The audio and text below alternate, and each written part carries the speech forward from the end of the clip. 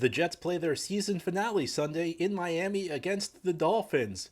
It's a battle of two teams that have struggled over the final month of the season. Today I join Kyle Krabs, the host of Locked On Dolphins, to preview the game. It's Crossover Thursday on the Locked On Jets podcast.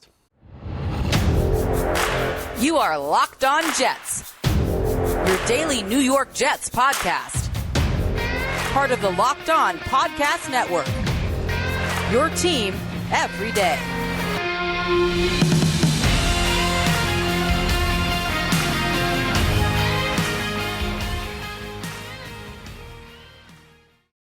What's up, football fans? It is Thursday here on the Locked On Network, and you know what that means. It is Crossover Thursday here. Locked On Dolphins, Locked On Jets, Kyle Krabs, John Butchko. We are here to talk about this clash of AFC East rivals.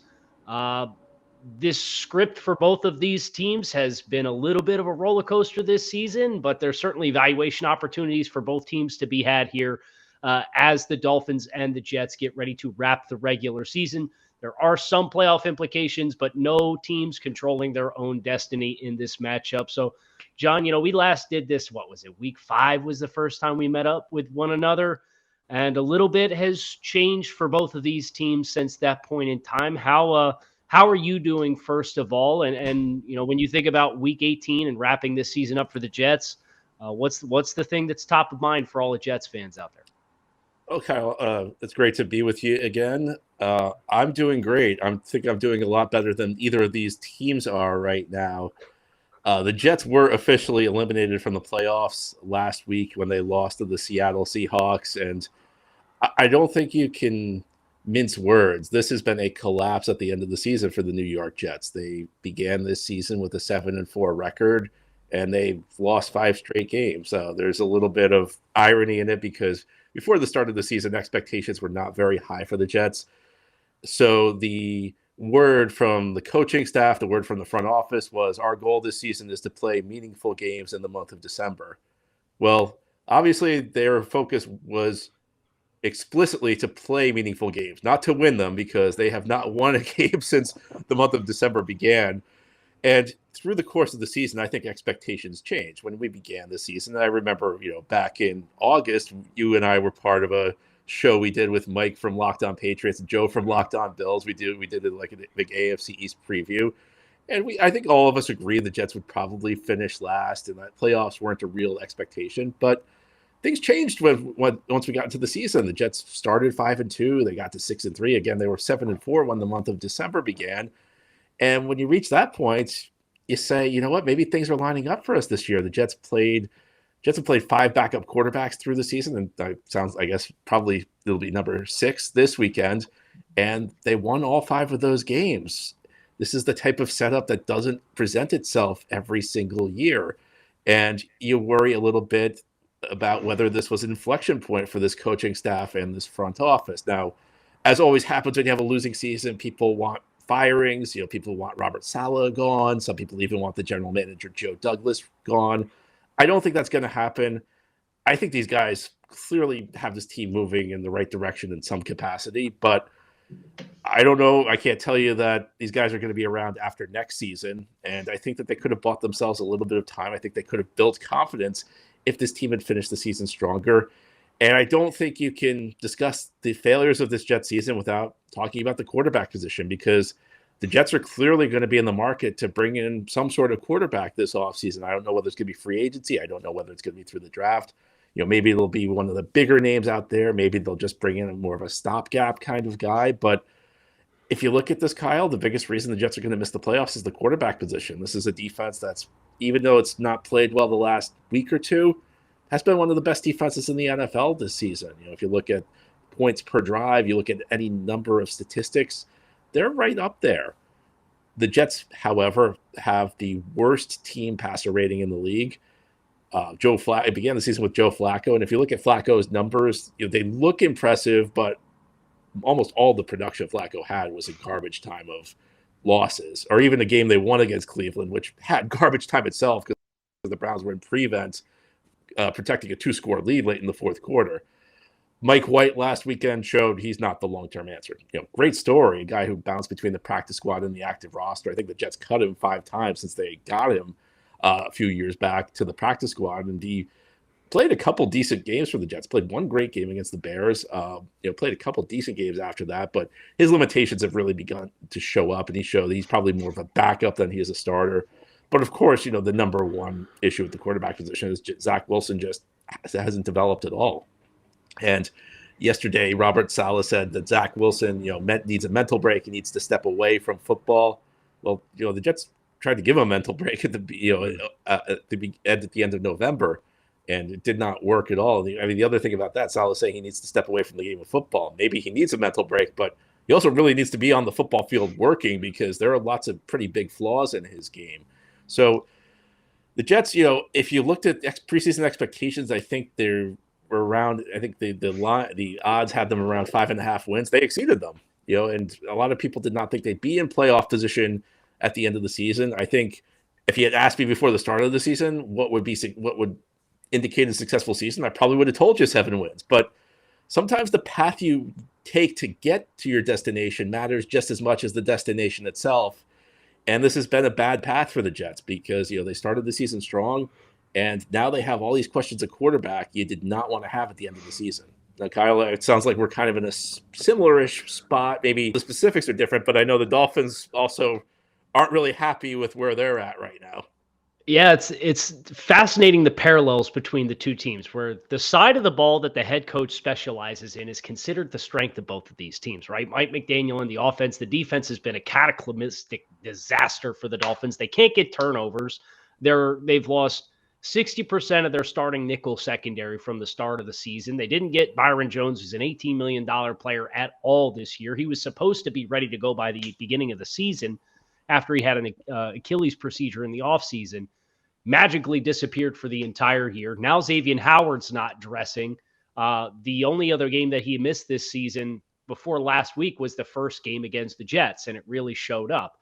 But then there's quarterback instability. There's a 5-game losing streak. There's having a young team with an opportunity late in the season to win football games, and you haven't seized that opportunity. The only difference is the Dolphins were 8-3 when the Jets were 7-4. So mathematically, they haven't been eliminated yet. But like the trend of this season has very much mirrored both of these teams against one another. It's just one of them has a defensive-minded coach and one of them has an offensive-minded head coach. So I think that's the really fascinating thing when I think about this matchup and getting ready to play this game, and both of these teams being teams that are starved for postseason success.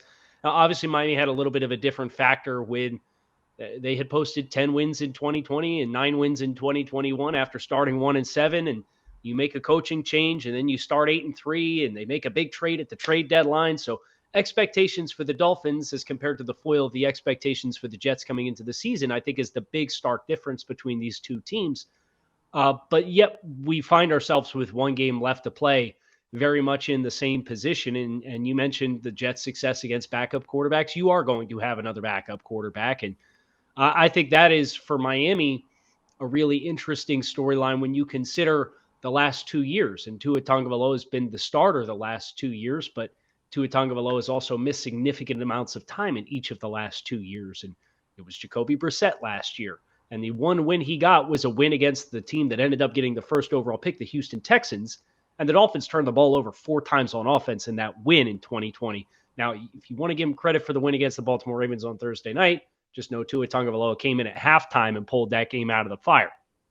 This year, the Dolphins have not won a game that was not started by Tua Tagovailoa. So the instability at the quarterback position, John, you talking about the Jets and the play of the quarterback position, the Dolphins have received good quarterback play from their early pick young quarterback when he's been on the field.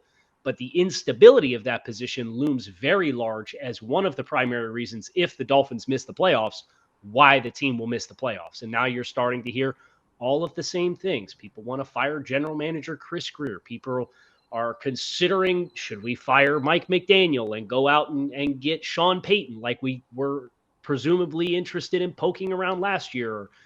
Harbaugh's magically interested in coaching in the NFL again. So Like the fan base is just desperately searching for like, what do we got to do to get over the hump here, right? And I know that is a feeling that both of these fan bases universally share as compared to Mike over at Locked On Patriots, who enjoyed 20 years of consistent success. And effectively, you'd start the year and have a division championship. And Joe over on Locked On Bills now, where that team is kind of in the pole position at the start of every year. But John, I do think we should at least be encouraged if we're looking at moral victories, and nobody likes moral victories, but moral victories here.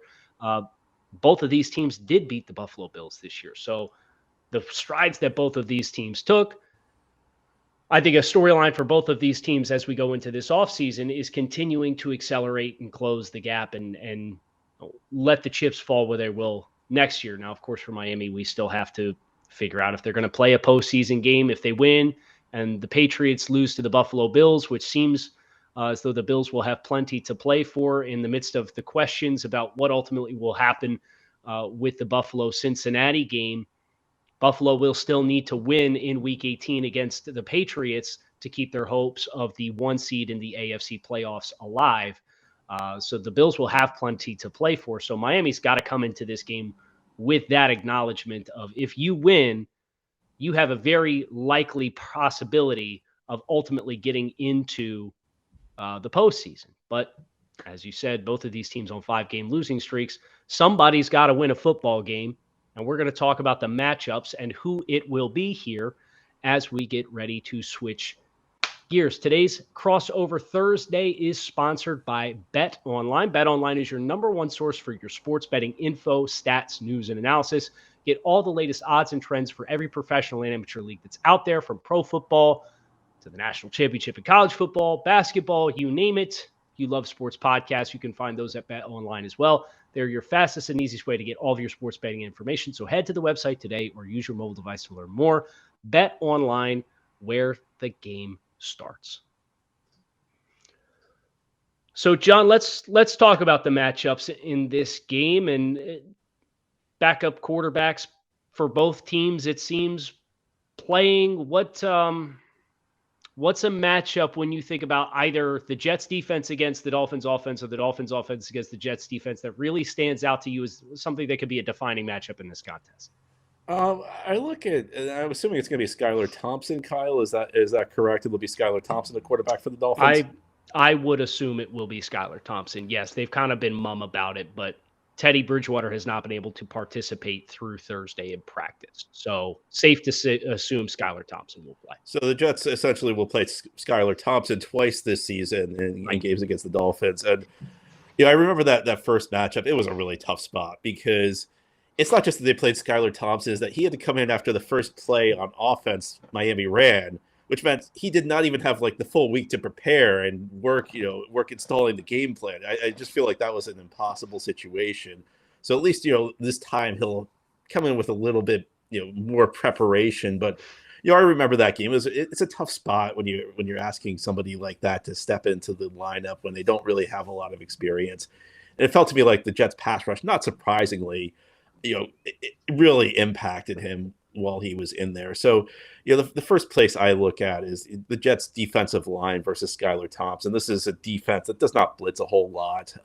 They really depend on their front four to get home. And, they've done it pretty well this season, of course, led by Quinnen Williams, who probably is going to be on an all-pro team. But you also have guys like John Franklin Myers and Carl Lawson who have shown an ability to get to the quarterback. And, I think the Jets have a guy who's somewhat similar to Skylar Thompson. His name's Chris Streveler.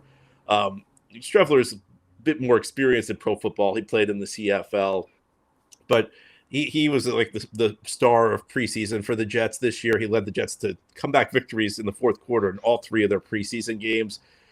But I think about like what it would be like if Chris Streveler had to go in and start a game. He actually played a few weeks ago with the Jets bench Zach Wilson in the Thursday night game against Jacksonville, and Streveler came in, and it was kind of fun to watch him play. But you can see he was, he's not really a guy you can expect to do big things at this point. So I look at this matchup, and I think if the Jets front four can get home and get to Skylar Thompson, I think it could be a replay of what we saw in the first meeting, where Thompson maybe makes some mistakes. Maybe he gets a little rattled, as you'd expect somebody in his situation to be. And on the other side of the ball, I look at this. You mentioned the Dolphins secondary is beat up, so we don't know who's exactly going to be in the lineup for Miami. But Garrett Wilson's put together a tremendous rookie season. He actually went over the 1,000-yard mark last weekend, and it's kind of funny because he was Plan B for the Jets. The Jets, of course, tried to trade for Tyreek Hill, and there was that offseason competition between the Jets and Miami, and it could end up being a situation that kind of worked out for both teams because as a result, the Jets drafted Garrett Wilson, who's put together a phenomenal rookie season. And you look at him going up against a banged-up secondary, I think that could be something that the Jets that could benefit the Jets. So now, Kyle, let me turn it to you. What are the matchups that you have your eye on? Well, you mentioned Skylar Thompson, and I just can't help but admire for the Dolphins. Teddy Bridgewater has played in 5 games this season. Skylar Thompson has played in 6 games this season. And it's like they've alternated taking the start and then missing the rest of the game. So if you go through the Dolphins schedule, Tua starts against the Bengals, Teddy finishes. Teddy starts against the Jets, Skylar finishes. Skylar starts against the Vikings, Teddy finishes the game. Then you have the stretch with Tua. And then against the Patriots, Teddy started the game and Skylar finished the game. So the Dolphins have not started somebody not named Tua Tagovailoa and had the same quarterback play the entire 60-minute contest. So I'm sitting here holding my breath. The Dolphins just signed Mike Glennon off the street, and Dolphins fans kind of throw their hands up. Mike Glennon, yeah, guys, it's week 18, and you're looking for an emergency backup quarterback. You're not going to find good options, but I'm just sitting here holding my breath that this offensive line can provide enough protection so that we can have the same backup quarterback play for 60 minutes and at least have the same guy who took all the reps in practice try to execute the entire game plan, because it just has not happened. It's been a total disaster. So for the Dolphins, I think their offensive line winning up front, winning in the run game, it's been very feast or famine for the Dolphins. They ran for 195 against the Browns, and then they came out of the bye and they ran for 66, 33, and 92, and then they put 188 up on Buffalo, and they've ran for 82 and 86 the last 2 weeks. Can you help a young quarterback by winning the point of attack against the Jets front? If you can do that, I think you can give yourself a chance to win the football game. I think the other matchup that's really prominent to me when the Dolphins have the ball is, of course, the corners for the Jets against these wide receivers for the Dolphins. You cannot afford to turn the ball over. The Dolphins are 1-6 in games in which they turn the ball over more than once. And 4 turnovers against the Packers last week, 2 turnovers against the Patriots, including a pick 6 just this past weekend. You've really implemented a lot of self-inflicted wounds that have cost you football games.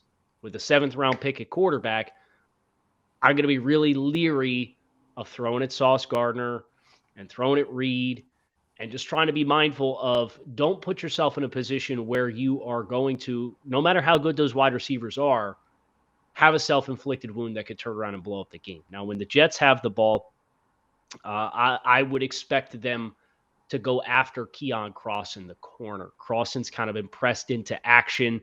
He's a career special teams guy. But with the Dolphins' injuries at corners between Byron Jones and Nick Needham and now Xavier Howard, and it's like it's your entire starting corner room is out. And whoever Crossan takes, teams have been finding him in coverage. And whether it's penalties or not finding the football, it's opportunities for chunk plays down the field.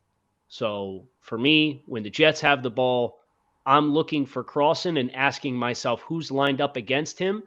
And that's the matchup that if I'm the Jets, I'm looking to actively go after, because I think there's a lot of hay to be made if you have success and you get after Keon Cross. Well, Kyle, it should be a very interesting matchup. I think whenever these teams get together, it's usually a pretty compelling game. Yeah, the AFC East rivalry, no matter the records, there is entertainment value when the Dolphins play the Jets. And it's about time for us to make our predictions for what is going to happen in this contest, but not before we tell you about our friends over at Built Bar. If you're looking for a delicious treat but don't want all of the fat and calories that comes along with so many of your favorites, you have to try Built Bar. We just got through the holidays, and whether your goal is to eat healthier or you want to just eat delicious snacks, but you don't want to compromise taste, Built Bar is the ticket for you. With Built, healthy is actually tasty. They're so delicious you won't even think that they're good for you. They are the perfect New Year's resolution for anyone who's trying to eat better.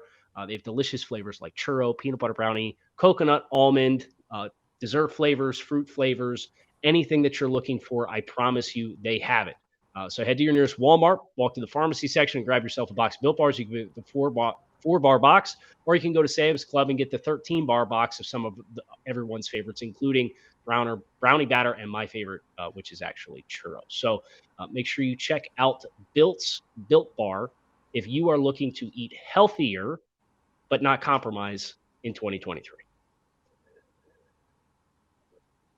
John, I will defer to you as the road team for the coin toss. Would you like to go first or second with your prediction here as we get ready to cross over Thursday? I will receive and go first. I want the ball and I'm going to score. Yes. I look at this game and, up against Skylar Thompson again, another backup quarterback for the Jets, Dolphins banged up secondary, Garrett Wilson going up against it.